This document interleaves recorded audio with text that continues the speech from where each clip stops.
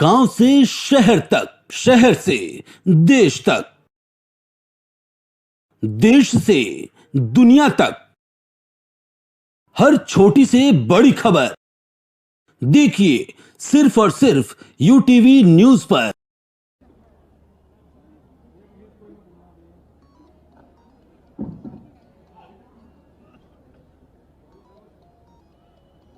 गोरखपुर महोत्सव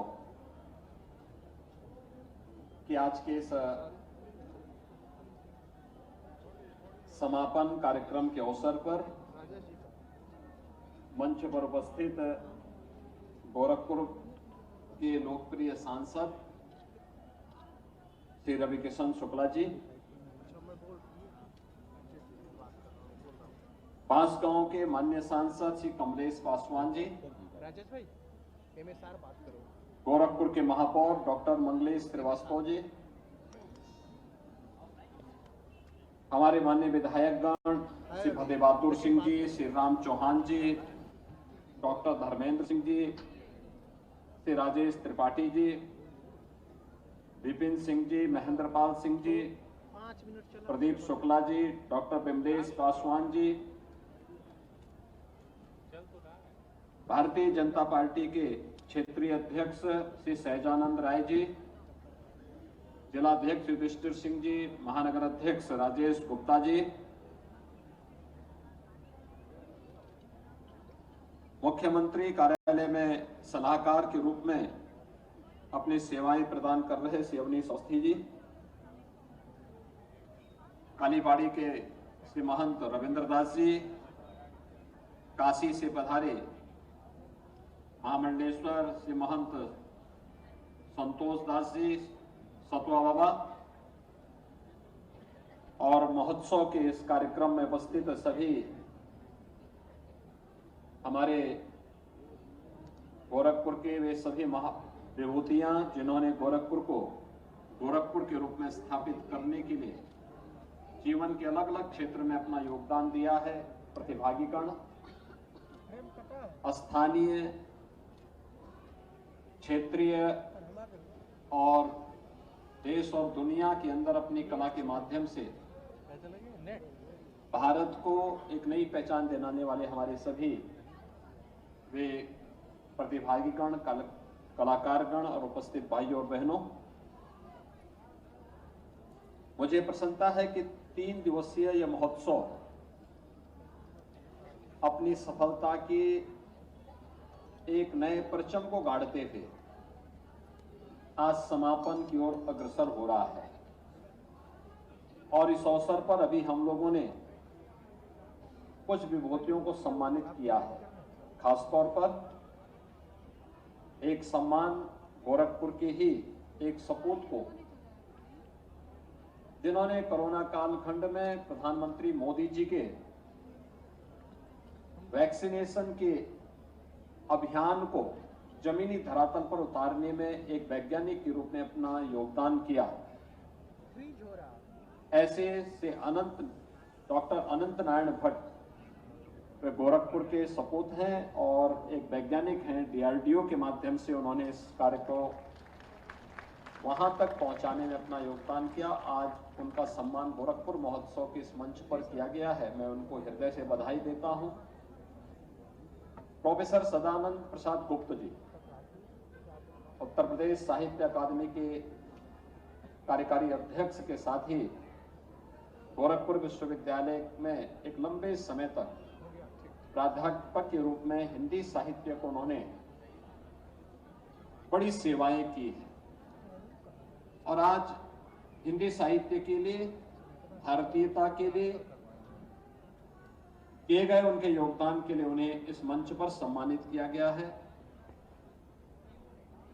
इस अवसर पर अलग अलग दिन अलग अलग कलाकारों ने भी इस पूरे मंच के माध्यम से अपने कार्यक्रमों की प्रस्तुति देकर के गोरखपुर और पूर्वी उत्तर प्रदेश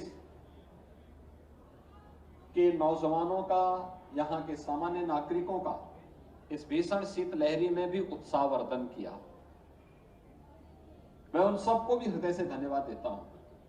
वास्तव में महोत्सव के पीछे की धारणा भी यही है कि हम लोक परंपरा, लोक कला को जहां प्रोत्साहित करें, वहीं नए नए कलाकारों को, वे राष्ट्रीय स्तर के हो सकते हैं, अंतर्राष्ट्रीय स्तर के हो सकते हैं, प्रादेशिक और क्षेत्रीय स्तर के हो सकते हैं और लोकल भी हो सकते हैं, उनके लिए एक मंच भी मिले। जो बड़े कलाकार हैं उनसे नए लोग प्रेरणा लें, जो नवोदित कलाकार हैं उनको भी आगे बढ़ने का एक मंच मिले। लेकिन साथ साथ जीवन के प्रत्येक क्षेत्र में जिन लोगों ने कुछ योगदान किया है उनके लिए भी हम कुछ कर सकें, उनके लिए भी हम मंच दे सकें। ये जो एग्जीबिशन लगी हुई है, या गोरखपुर और पूर्वी उत्तर प्रदेश से जुड़े हुए उन हस्तशिल्पियों, उन कारीगरों और उन नायकों की कथा को भी कहता है, जिन्होंने गोरखपुर को, प्रदेश को और देश को एक पहचान दिलाने के लिए अपने समय में अपना योगदान दिया था। महोत्सव के पीछे की हमारी ये मंशा रही है और ये लगातार छठी बार गोरखपुर महोत्सव 11 से 13 जनवरी के बीच में, क्योंकि कल से बाबा गोरखनाथ को खिचड़ी चढ़ाने का कार्यक्रम प्रारंभ होगा और परसों मकर संक्रांति भी है। लाखों की संख्या में श्रद्धालु आएंगे, बाबा को खिचड़ी चढ़ाएंगे। हजारों वर्षों से परंपरा चली आ रही है, गरीब अमीर का भेद समाप्त करते हुए, किसी भी प्रकार के भेदभाव से मुक्त सभी लोग जाकर के बाबा के चरणों में जाकर के प्रणाम करते हैं, एक मुट्ठी खिचड़ी चढ़ा करके बाबा का आशीर्वाद प्राप्त करते हैं। ये लोक परंपरा, ये संस्कृति ही विपरीत परिस्थितियों में भारत को भारत बनाए रखी। आप देखिए ना कैसे हमारे पर्व और त्योहार हैं। परिवार में हो सकता है कि बच्चे को न बताया जाता हो अपने धर्म के बारे में, अपनी संस्कृति के बारे में, अपनी परंपरा के बारे में। स्कूल कॉलेजेस में हो सकता है कुछ छूट जाता होगा, लेकिन जो व्यक्ति इन सब से भी वंचित रहता है उसके लिए पर्व और त्योहार सबसे सशक्त माध्यम बन जाते हैं। दीपावली में कुछ हो ना हो लेकिन व्यक्ति अपने घर की लिपाई पुताई करता है और शाम को कुछ दीप जरूर घर में जला लेता है। होली के अवसर पर रंगाई पुताई करने के बाद रंगों की होली खेल करके वह आपस में गले मिल लेता है। जन्माष्टमी हो या शिवरात्रि या रामनवमी, उस अवसर पर भी वह अपने इष्ट देवताओं को स्मरण कर लेता है और उनके प्रति नमन कर लेता है, व्रत रख लेता है, अनुष्ठान कर लेता है। रक्षाबंधन के अवसर पर भाई बहन के पवित्र बंधन को भी इन संबंधों के माध्यम से जोड़ लेता है। यानी हर पर्व और त्योहार एक नया संदेश दे देता है हमें। ऐसे ही महोत्सव भी एक संदेश देने का वाहक होना चाहिए। हमारा पूर्वी उत्तर प्रदेश सांस्कृतिक और आध्यात्मिक दृष्टि से अत्यंत समृद्ध रहा है। बाबा गोरखनाथ ने अपनी साधना स्थली के लिए गोरखपुर को चुना। भगवान बुद्ध ने उनकी जन्मस्थली यहीं से 90 किलोमीटर की दूरी पे लुम्बिनी में, और महापरिनिर्वाण उन्होंने गोरखपुर से 60 किलोमीटर की दूरी पे कुशीनगर में लिया। संत कबीर दास जी का जन्म काशी में हुआ, लेकिन अंतिम समय में वे मगहर में आ गए। गोरखपुर से अयोध्या की दूरी कितनी? आज के समय में 1.5 घंटे में आप अयोध्या पहुंच सकते हैं। गोरखपुर से काशी की दूरी कितनी? मात्र 2 से 2.5 घंटे में आप काशी पहुंच सकते हैं। यानी सामाजिक और सांस्कृतिक दृष्टि से, आध्यात्मिक दृष्टि से इतना समृद्ध है ये क्षेत्र, और उतना ही प्राकृतिक संसाधनों से भरपूर। दुनिया में हो सकता है जल की कमी हो, लेकिन यहां पे जल की प्रचुरता है और मीठा जल है। भूमि अत्यंत समृद्ध है, हर ओर से संपन्न ये क्षेत्र। इसके बारे में हम सबको भी एहसास होना चाहिए, हर एक व्यक्ति को एहसास होना चाहिए। पलायन की बजाय वहां संघर्ष की प्रवृत्ति पैदा की जानी चाहिए। परिश्रम और पुरुषार्थ से हम कुछ अर्जित करें, इस प्रकार का भाव होना चाहिए। और इसलिए महोत्सव की इस परंपरा को हम लोगों ने गोरखपुर के महोत्सव के रूप में गोरखपुर में 2017-18 में प्रारंभ किया और बढ़ते बढ़ते कोरोना कालखंड में भी महोत्सव अनवरत चलता रहा। झंझावतों का सामना करते हुए भी इसने अपनी गति को थमने नहीं दी है। बिना रुके, बिना डिगे, बिना झुके, कोरोना को मात देते हुए भी यह महोत्सव सफलता की एक नई ऊंचाई तक पहुंचते पहुंचते, मैं कल भी और परसों भी देख रहा था यहां के कार्यक्रमों को।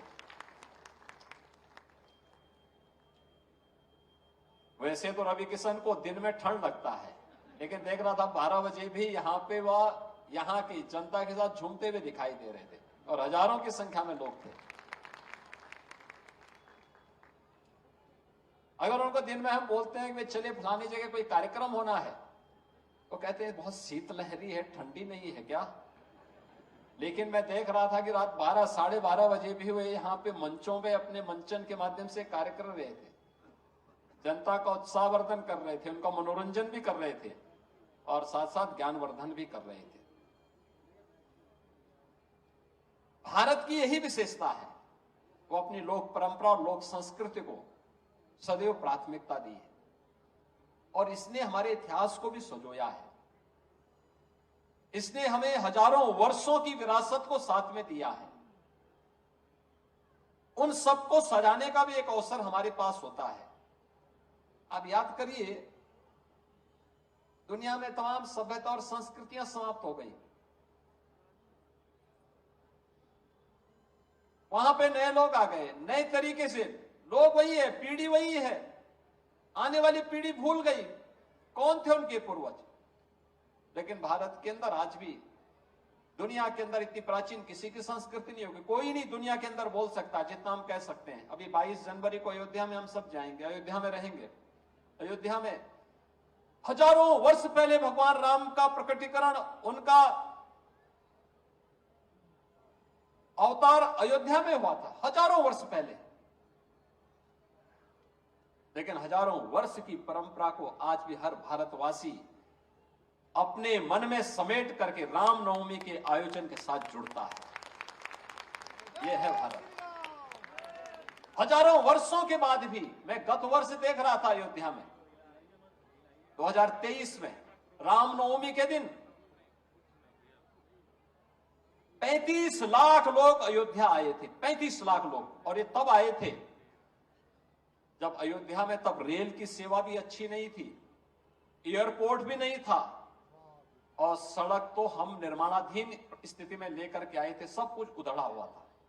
और आज तो अयोध्या हर ओर से 4 लेन और 6 लेन की कनेक्टिविटी से जुड़ चुका है। रेलवे की डबल लाइन बिछ चुकी है। एयरपोर्ट एक समय में 8 विमान वहां लैंड कर सकते हैं, उनकी हमने पार्किंग की व्यवस्था वहां दे रखी है। यानी हर 5 मिनट में एक विमान उतर करके सवारी उतारे, फिर नई सवारी को भर करके आराम से जा सकता है। और दिन भर यह कार्य हो सकता है, रात्रि में भी विमान उतर सकते हैं और सुबह भी उतर सकते हैं। दिन में तो खैर विमान उतरते ही हैं एयरपोर्ट पे। ये सभी प्रकार की सुविधाएं दी जा चुकी हैं। पहले वहां ठीक ढंग से धर्मशाला भी नहीं मिल पाता था, आज धर्मशालाएं भी हैं, अच्छे होटल भी हैं और वहां टेंट सिटी भी बसाई जा रही है, जैसे कुंभ के अवसर पर बसाई जाती है। जो श्रद्धालु आएगा उसके लिए कोई समस्या ना हो। अब याद करिए, हजारों वर्षों की विरासत को सजोने में इससे ज्यादा कमाल किसी और के पास नहीं होगा जो हमारे पास है, जो हिंदुस्तानियों के पास है, हम भारतवासियों के पास है। कि हजारों वर्षों के बाद भी हम इस परंपरा के साथ जुड़े हैं। हमने उन जनजातों का सामना किया तो अयोध्या में प्रभु राम की पवित्र स्थल पर हमला करने की नियत से आए थे। उनको परास्त किया, उनको पद्दलित किया, उनका नामो निशान मिटा दिया और फिर भी सीना तान करके हम आज वहां पे भव्य राम मंदिर के निर्माण के साथ प्रभु राम के प्राण प्रतिष्ठा समारोह के साक्षी बन रहे हैं और ये साक्षी हम सबको बनना है। कोई वहां पर लाइव देखेगा, कोई प्रत्यक्ष देखेगा और बाद में सभी लोगों को वहां जाने का अवसर भी प्राप्त होगा। ऐसे श्री कृष्ण जन्मोत्सव का कार्यक्रम होता है। 5000 वर्ष बाद हम उसी उत्साह के साथ, दुनिया के अंदर कौन लोग हैं तो अपने 5000 वर्षों पूर्व अपनी किसी परंपरा को इस आनंद और इस उत्साह के साथ भजते होंगे। रात को 12 बजे हर जनपद में, हर घर में, हर देव मंदिर में, और देव मंदिर ही नहीं, हर थाना में भी श्री कृष्ण के जन्मोत्सव का कार्यक्रम रात को 12 बजे हो, कि दुनिया के अंदर कहीं नहीं देखने को मिलता होगा। हर जेल में भी, यानी जेल भी जहां उत्सव का एक मंच बन जाता हो, वह उत्सव होता है श्री कृष्ण जन्मोत्सव का। और ये केवल भारत के अंदर हो सकता है, दुनिया के अंदर कहीं नहीं देखने को मिलेगा। शिवरात्रि का आयोजन भी ऐसे होता है। हजारों वर्षों की विरासत लेकर के चलने वाला भारतीय समाज, ये महोत्सव के माध्यम से भी लोक परंपरा, लोक संस्कृति को सजो करके अपनी विरासत पर गौरव की अनुभूति करके अपने भावी भविष्य की कार्य योजना को लेकर के बढ़ता है। और इसीलिए हमने थीम दी थी गोरखपुर महोत्सव के लिए। एक ऐसी थीम, कैसे गोरखपुर का नाम कैसे पड़ा, आज की पीढ़ी को बताया जाना चाहिए। गोरखपुर के नाम के पीछे का ध्येय क्या, कैसे नामकरण इसका पड़ा होगा, कैसे गोरखपुर नाम हुआ, किन किन झंझावातों से जूझते हुए फिर विकास की इस यात्रा में कौन कौन इस पथिक में, इस यात्रा के पथिक बनते गए और कौन गोरखपुर के विकास को इन ऊंचाइयों तक पहुंचाते गए। कैसे गोरखपुर आज आधुनिक रूप में आगे बढ़ता गया, क्या कुछ नयापन है, कौन कौन लोग हैं, आजादी की लड़ाई में किन महानायकों ने आजादी की लड़ाई को गोरखपुर से नेतृत्व देकर के उसे आगे बढ़ाने का काम किया, ये सब भी यहां देखने को मिला होगा। और आज के नए गोरखपुर में और उसकी भावी योजना को लेकर के भी तब क्या था, आज क्या है और आगे हमें कहां लेकर के चलना है इस गोरखपुर को, इन सभी भावों को आज समेट करके हम गोरखपुर महोत्सव को एक नई ऊंचाई की तरफ लेके जा रहे हैं। और हम सबको इस बारे में ध्यान रखना होगा कि गोरखपुर आज एक नया गोरखपुर है। और मैं धन्यवाद दूंगा गोरखपुर के सभी नागरिकों को जिन्होंने गोरखपुर के विकास की इस यात्रा में सदैव खड़े होकर के सकारात्मक भाव के साथ अपना योगदान किया है। नकारात्मकता कहीं नहीं आने दी, किसी भी स्तर पर नहीं आने दी। अक्सर होता है कि इस प्रकार के विकास की यात्रा में लोग छूट जाते हैं, विरोध करने लगते हैं, लोकल राजनीति हावी होने लगती है, संकीर्ण मानसिकता उसमें हावी होने लगती है। लेकिन गोरखपुर के वासियों ने कभी भी विकास के मार्ग में किसी प्रकार की बाधा और बैरियर को हटा करके विकास के कार्य को प्राथमिकता दी।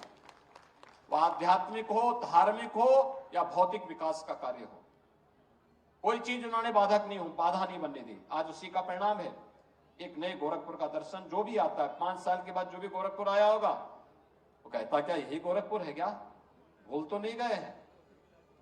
लेकिन आज ये वास्तविकता है गोरखपुर। यहां पे इंफ्रास्ट्रक्चर भी है, तो यहां पे उत्सव के लिए आपके लिए रामगढ़ ताल जैसा एक अच्छा टूरिज्म का स्पॉट भी आपके पास है। यहां स्वास्थ्य का अच्छा केंद्र गोरखपुर एम्स और बीआरडी मेडिकल कॉलेज भी है, तो आयुष विश्वविद्यालय भी आपको यहां गोरखपुर में प्राप्त हुआ है। 4 विश्वविद्यालयों को लेकर के गोरखपुर आज चल रहा है। आने वाले समय में और भी नई संभावनाएं यहां गोरखपुर में आ रही हैं। कहीं पे औद्योगिक विकास की नई संभावनाएं जन्म ले रही हैं, नए नए उद्योग लग रहे हैं, नौजवानों के स्किलिंग का एक नया सेंटर स्थापित हो रहा है।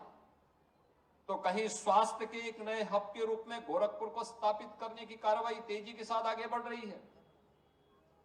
अलग अलग क्षेत्र में, अलग अलग मार्गों में, अलग अलग संभावनाएं जन्म लेकर के एक नए गोरखपुर के रूप में हम सबको आगे बढ़ा रहा है। और ये तब संभव हो पा रहा है जब पूरा गोरखपुर एक स्वर से आगे बढ़ करके किसी भी प्रकार की संकीर्णता से ऊपर उठ करके अपने कार्यक्रमों को आगे बढ़ाता है। अन्यथा भाइयों बहनों, गोरखपुर की स्थिति क्या हो गई थी? हमारी पहचान किस रूप में थी? बाहर जाते थे, लोग सशंकित नजरों से देखते थे। कोई यहां भूल से आ गया तो दिन में तो माफिया परेशान करते थे, रात्रि को मच्छर परेशान करते थे। और जो बच गए तो इंसेफ्लाइटिस उसका पीछा नहीं छोड़ती थी। आज देखिए, माफिया भी समाप्त, मच्छर भी समाप्ति की ओर है और इंसेफ्लाइटिस का उन्मूलन हो चुका है। देखिए, एक बड़ी उपलब्धि है कि इंसेफ्लाइटिस की बीमारी समाप्त हो गई। हमने 40 वर्षों में 50,000 बच्चों को अपनी आंखों के सामने दम तोड़ते हुए देखा, इसी गोरखपुर और इसी पूर्वी उत्तर प्रदेश में। और आज हम कह सकते हैं इंसेफ्लाइटिस से यहां पर कोई मौत अब नहीं होगी, क्योंकि हमने उसको नियंत्रित कर दिया है। यानी ये हमारी प्रगति का मापक ये बनेगा। हम प्रमाण के साथ इस बात को कह रहे हैं। ये केवल घोषणा नहीं है, यह हकीकत है। और हकीकत ये, इंसेफ्लाइटिस यहां से समाप्त हो चुका है। अब यहां के बच्चों को डरने की आवश्यकता नहीं है। आज यहां विकास के लिए कार्य हो रहे हैं, कलाकारों के लिए भी मंच मिल रहे हैं, हमारे हस्तशिल्पियों के लिए भी मंच मिल रहे हैं, कारीगरों के प्रोत्साहन के लिए भी केंद्र और राज्य की सरकारों के द्वारा नए नए प्रोत्साहन के साथ साथ स्थानीय स्तर पर भी उन्हें प्रोत्साहन के लिए प्लेटफॉर्म उपलब्ध हो रहे हैं। और ये महोत्सव के कार्यक्रम इसी क्रम में आगे बढ़ने चाहिए। इसी गति के साथ हमें उसे आगे बढ़ाने की दिशा में प्रयास करना चाहिए। ये केवल सरकार का काम नहीं है, सरकारी आयोजन मात्र नहीं होने चाहिए। मेरा हमेशा मानना रहा है, समाज को आगे आना चाहिए। समाज आगे रहेगा, सरकार पीछे रहेगी तो प्रगति होगी। जब सरकार आगे रहेगी, समाज पीछे रहेगा तो दुर्गति होगी। हमें दुर्गति नहीं, प्रगति की ओर अग्रसर होना है। और समाज को आगे करके हमेशा समाज नेतृत्व ले और समाज के नेतृत्व में हम पीछे चल करके उसको सपोर्ट करें। आत्मनिर्भर व्यवस्था ही स्वावलंबन का आधार बनेगा और स्वावलंबन और स्वावलंबी समाज ही समृद्धि का आधार बन सकता है। इस दिशा में एक नई प्रगति की ओर हम सबको आगे बढ़ना है। परसों मकर संक्रांति है। मकर संक्रांति के बाद, मकर संक्रांति के अवसर पर कल हमारा दायित्व होना चाहिए कि कल से लेकर के और लगातार 21 जनवरी तक हम स्वच्छता के एक अभियान के साथ जुड़े। प्लास्टिक मुक्त गोरखपुर। प्लास्टिक सड़क पे नहीं, पार्क में नहीं, खाली प्लॉट में नहीं, किसी नाले में नहीं, किसी अन्य जगह नहीं, हम प्लास्टिक का उपयोग नहीं करेंगे। कोई कूड़ा नहीं कहीं दिखाई देगा। जैसे दीपावली के अवसर पर या घर में कोई मांगलिक कार्यक्रम होता है, हम घर की साफ सफाई करते हैं, ऐसे ही मकर संक्रांति के लिए कल करिए और 22 जनवरी के लिए फिर मकर संक्रांति के बाद से लग जाइए। अभी से 16 जनवरी के लिए, 16 जनवरी से अभी से हम तैयारी करें। हर देव मंदिर में और परिवार के लोग हर घर में राम नाम संकीर्तन का पाठ करें। हमारे यहां कोई मांगलिक कार्यक्रम होता है तो हम लोग पहले से अखंड रामायण का पाठ करते हैं। राम नाम संकीर्तन का सभी परिवार के लोग, गांव के लोग, मोहल्ले के लोग मिलकर के इस कार्यक्रम के साथ जुड़ते हैं और हम लोगों को भी प्रभु के नाम का स्मरण करना चाहिए। 22 जनवरी के कार्यक्रम में प्रातःकाल घर में साफ सफाई, पूजा पाठ करने के बाद जैसे ही अयोध्या का कार्यक्रम आए उसको हम अपने घरों में देखें, देव मंदिरों में स्क्रीन लगा करके उसका लाइव प्रसारण देखें, उस दृश्य के साक्षी बने। सैकड़ों वर्षों के बाद यह दिन आया है और हजारों वर्षों के लिए आने जा रहा है। याद करिए, सैकड़ों वर्षों के बाद आया है, 500 वर्षों के बाद कितनी पीढ़ियों ने संघर्ष किया। बहुत सारी पीढ़ियां संघर्ष करते करते चली गई, लेकिन यह दिन नहीं देख पाए। आप सब सौभाग्यशाली हैं, हम सब सौभाग्यशाली हैं कि हम अपनी आंखों से इस दृश्य को देख रहे हैं। प्रभु की लीला का अपने सामने अवतरण देख रहे हैं और उस दृश्य के हम सब साक्षी बने, यह सबसे महत्वपूर्ण है। और उस कार्यक्रम में हम प्रत्यक्ष वहां बाद में जाएंगे, लेकिन लाइव प्रसारण उसको देखें अपनी आंखों से, क्योंकि आप प्रत्यक्ष के जो वहां बैठेंगे वहां पे भी उसी रूप में आप देखेंगे। और अपने स्क्रीन में, टेलीविजन की स्क्रीन में या देव किसी मंदिर के स्क्रीन में आप उसको देखिए। जब एक कार्यक्रम संपन्न हो, फिर मंदिर में पूजा करिए और प्रसाद वितरण करिए, कंबल और गरीबों को ऊनी वस्त्र वितरण करिए। सायंकाल अपने घर में, देव मंदिरों में दीपोत्सव का आयोजन करिए। हो सके तो दीप कुछ आतिशबाजी भी करिए, ग्रीन आतिशबाजी करिए, जिससे पॉल्यूशन न हो, प्रदूषण न हो। डिजिटल आतिशबाजी करिए। ये कार्यक्रम हमारा चलना चाहिए 22 तक। 24 जनवरी को उत्तर प्रदेश की स्थापना का दिवस है। 24 जनवरी 1950 को उत्तर प्रदेश नामकरण हुआ था। पहले संयुक्त प्रांत था, आगरा और अवध के नाम पे। ये उत्तर प्रदेश 24 जनवरी 1950 को इसका नोटिफिकेशन होने के बाद यह कार्यक्रम आगे बढ़ता है और यह उत्तर प्रदेश का स्थापना दिवस का कार्यक्रम। हम कुछ नई योजनाओं के साथ इस दिन आते हैं और इस कार्यक्रम को करने के साथ ही फिर गणतंत्र दिवस, भारत के नागरिकों को संविधान के प्रति अपने कर्तव्यों को निर्वहन करने का दिन। हमने संविधान अंगीकार किया, लेकिन हमारी ड्यूटी क्या है, ये भी तो हमें देखना है। इतना बड़ा देश, इस देश के प्रति, इस देश के संविधान के प्रति हमारी जिम्मेदारी क्या है, एक नागरिक कर्तव्य क्या है, इसको देखने का एक अवसर। हर भारतवासी इस अभियान के साथ अगर जुड़ता है, हम सब उत्तर प्रदेश वासी, हम सब गोरखपुर वासी अगर इन सब अभियानों के साथ जुड़ते हैं, तो बहनों और भाइयों, कोई कारण नहीं कि आने वाला समय हमारे लिए और हमारी आने वाली पीढ़ी के लिए और भी मंगलमय होगा, समृद्धिशाली होगा, खुशहाली भरा होगा। और इसी के लिए हम लोग महोत्सव के इस आयोजन के साथ जुड़ते हैं। गोरखपुर का ये महोत्सव, मैं धन्यवाद दूंगा कि यहाँ के सांसद श्री रवि किशन जी ने इसमें विशेष रुचि ली और इस कार्यक्रम के साथ वे जुड़े रहे, मंचों के साथ जुड़े रहे, देर रात्रि तक जुड़े रहे और फिर हर कार्यक्रम में भी सहभागी बने। और आज ये अपने समापन की ओर है। हमारे सभी माननीय जनप्रतिनिधिगण इस कार्यक्रम के साथ जुड़े हुए हैं। मैं उन सबको भी हृदय से धन्यवाद देता हूं।